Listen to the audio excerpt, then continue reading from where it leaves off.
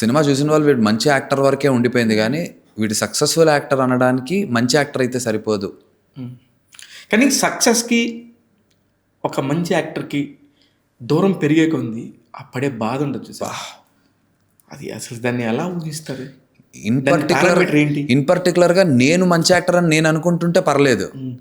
Industry అంతా అంటుంది, audience అంటారు, రివ్యూల్లో రాస్తారు, ఇప్పుడు మీరంటారు, అవును అవతల వాళ్ళు అంటున్నప్పుడు ఇంకా ఎక్కువ అవుతుంది ఫీలింగ్. అరే ఏంటి అందరూ ఇది మనకి వ్యాలిడేట్ చేస్తున్నారు నువ్వు గుడ్ యాక్టర్ అని, మరి ఎక్కడ లోపం పోతుంది? ఆ లోపం ఏదో తెలియనప్పుడు ఉండే కన్ఫ్యూజన్, దానికి సమాధానం లేని ఒక ప్రశ్న, సమాధానం లేదు దానికి. ఇప్పటికీ నాకు తెలియదు. ఇప్పటికి ఏదో ఆట ఆడాలి అనుకుంటున్నా కానీ ఇప్పటికీ నాకు దానికి సమాధానం ఏంటో ఆన్సర్ లేదు. నిద్రలేని రాత్రులు, ఏం చేయాలి, ఏదో చేయాలనే కసుంది, ఓపిక ఉంది, పని చేస్తా, ఏదైనా చేయడానికి సిద్ధం.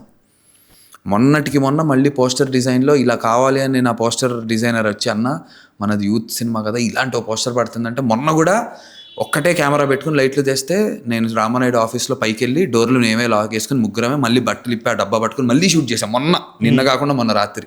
నేను ఏదేం చేయడానికి సిద్ధం. మా టీం అంటున్నారు ఒక టికెట్ వస్తుంది, నువ్వు బట్టలు షర్ట్ ఇప్పేసి పరిగెత్తా అక్కడ నుంచి అంటే నందు పరిగెడతాడు అని. నేను అది కష్టం పడ్డానికి సిద్ధం, కానీ ఎలాంటి కష్టపడితే దానికి ఫలితం వస్తుందో నాకు తెలియట్లేదు.